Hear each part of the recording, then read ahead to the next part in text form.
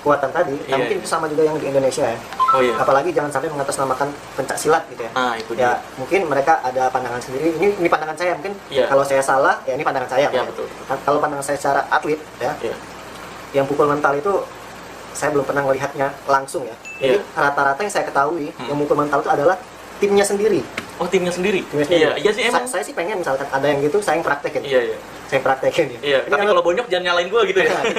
Dan juga mukulnya itu setiap mukul mental nih. Coba dipraktekin mukul sambil ngelompat nih, Superman punch gitu. Jadi kan mentalnya bisa ke atas. Oh, namanya Superman punch ya? Iya, jadi ngelompat gitu sambil mukul gitu kan. Jadi gini guys, straight lompat, mukul dari atas. Kalau emang ke atas juga. Kalau mentalnya ke atas lagi kayak terbang gitu, itu beneran ya, bisa jadi beneran. Iya. Dan saya hormat. Iya, kita hormatin banget. Tapi kalau cuma iya.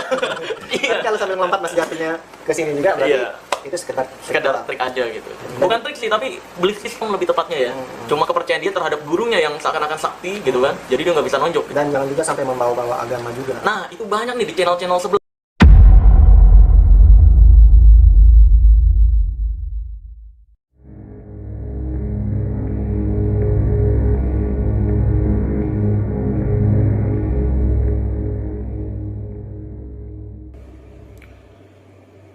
Assalamualaikum warahmatullahi wabarakatuh.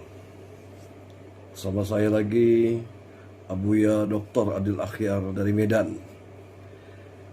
Hadirin sekalian, dunia YouTuber seperti biasanya telah mendiskriminasikan istilah-istilah ilmu kebatinan, ilmu tenaga dalam.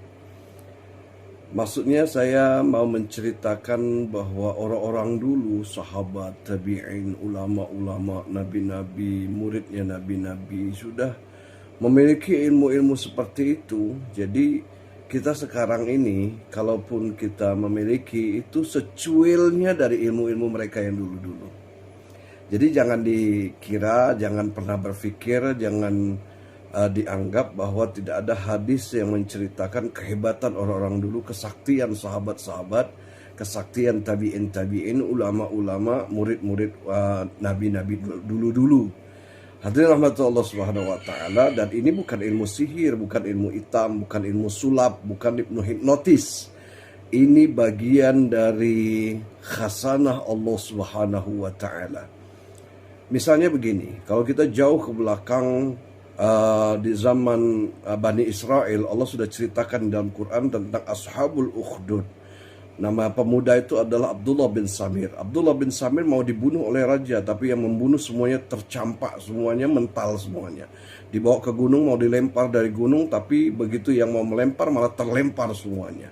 Dibawa ke laut, mau dicampakkan ke laut, yang mau nyampakkan malah tercampak semuanya.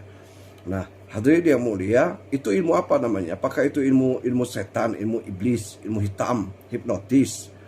Nah, hadirin yang mulia, bukan. Itu adalah bagian dari khasanah Allah Subhanahu wa taala. Kemudian ada di zaman Nabi Sulaiman alaihissalam, Asif bin Burkhoya, hadirin yang mulia. Ada yang mengatakan Asif bin Burkhia. Nah, Asif bin Burkhoya ini adalah ulama di zaman Nabi Sulaiman alaihissalam, bukan nabi, hanya muridnya Nabi Sulaiman alaihissalam. Tapi memiliki kekuatan melebihi daripada kekuatan raja-raja jin. Bisa memindahkan singgasana Ratu Balkis dan bisa mencari kubah yang diperintahkan oleh Nabi Sulaiman alaihissalam berada di tengah-tengah laut, yang dipelihara oleh Allah, dijaga oleh Allah. Di dalam kubah itu ada pemuda yang soleh hidup di zaman Nabi Ibrahim alaihissalam. Nah, apakah kekuatan ini pakai kekuatan jin? Padahal raja jin sudah ikut bertanding di dalamnya dan mereka kalah. Tahun 2004, saudaraku sekalian, pernah terjadi pertikaian di Malaysia dan saya ada di tengah-tengah mereka antara guru besar Prana Sakti dan guru besar Sinar Putih, dikecohkan oleh satu orang ahli yang dianggap dia mengaku sebagai ahli ruqyah.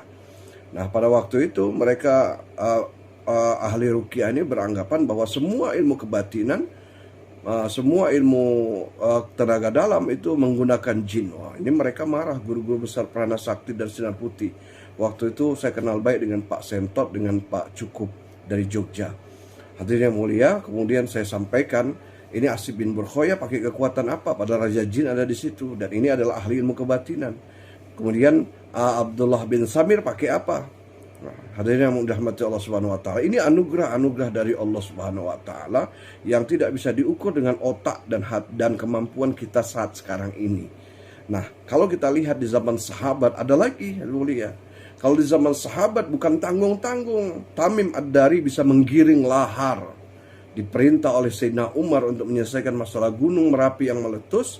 Lahar yang tumpah digiring lagi masuk ke dalam gunung. Ini pakai kekuatan apa? Hadisnya sahih, hadirin mulia.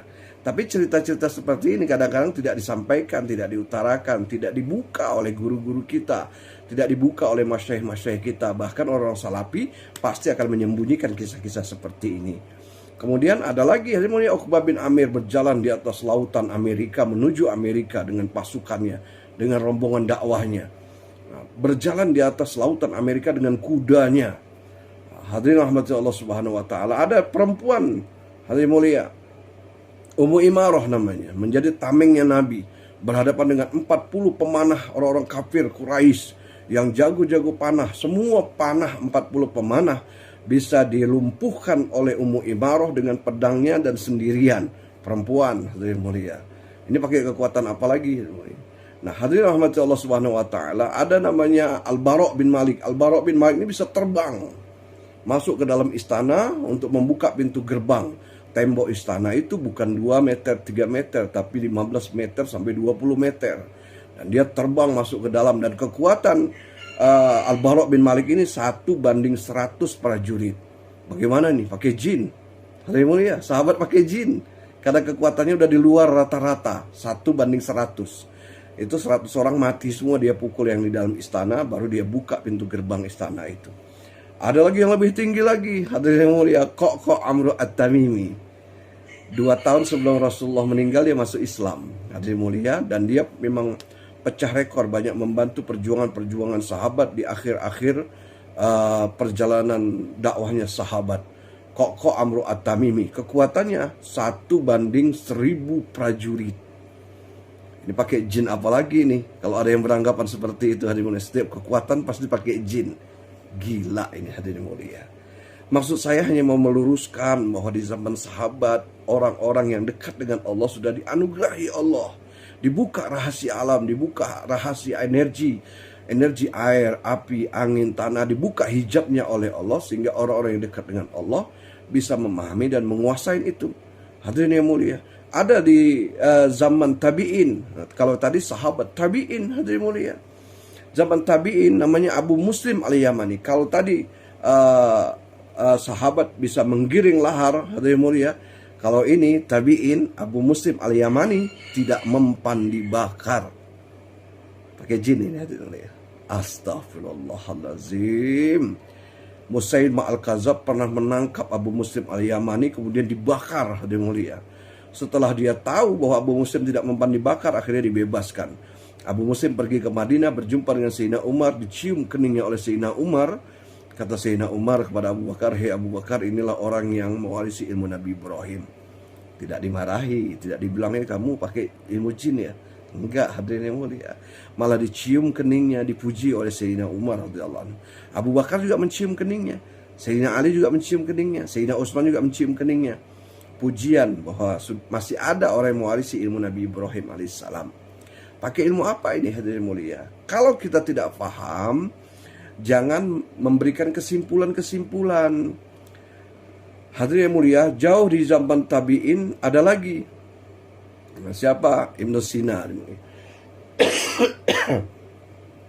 Jadi memang Allah Subhanahu wa taala akan berikan sesuatu yang orang itu mujahadah dalam memahaminya, sungguh-sungguh dalam menjalaninya. Ibnu Sina, Allah buka hijab tentang ilmu kedokteran sehingga dia paham betul tentang ilmu kedokteran, bahkan ilmu bedah. Bahkan Ibnu Sina dalam satu buku, hadirin mulia, dikatakan dia bisa pisahkan kepala orang ini tidak mati. Wah, ini apa lagi? Al-Idrisi, hadirin mulia, yang menemukan ilmu geografi. Nah, kalau orang tidak paham, hadirin mulia, membahas ilmu geografi bisa? Nggak bisa. Yang ahli ilmu geografi yang bisa membahas ilmu geografi, yang ahli ilmu kedokteran yang membahas ilmu kedokteran. Hadirin rahmati Allah Subhanahu wa taala, Al-Khwarizmi ahli dalam matematika. Kita orang ilmu sosial mau membahas matematika, hadirin mulia, nggak bisa. Bahkan yang pertama sekali menemukan ilmu nol adalah Al-Khwarizmi. Maka hadirin rahmati Allah Subhanahu wa taala, kita jauh dari zaman Rasulullah, dari zaman sahabat, dari zaman tabi'in. Kalaupun kita dianugerahi oleh Allah punya kemampuan mengolah alam, memiliki ilmu kebatinan, memiliki ilmu tenaga dalam, itu hanya secuil dari ilmunya orang-orang dulu. Maka hadirin rahmati Allah Subhanahu wa taala, ingat satu hadis, satu perkataan Imam Malik rahmatullah alaihi, lan yusliha akhirah hazihil ummah illa ma aslaha awwalaha. Tidak akan bisa diperbaiki keadaan-keadaan umat ini kecuali mengikut cara orang-orang dulu memperbaikinya. Hadirin yang mulia, untuk memahami ini, maka video ini jangan di like, jangan di komen, jangan di subscribe, karena saya bukan YouTuber, tapi disebarkan kalau Anda menganggap bahwa video ini penting. Salam dari Medan, Abuya Dr. Adil Akhyar. Assalamualaikum warahmatullahi wabarakatuh.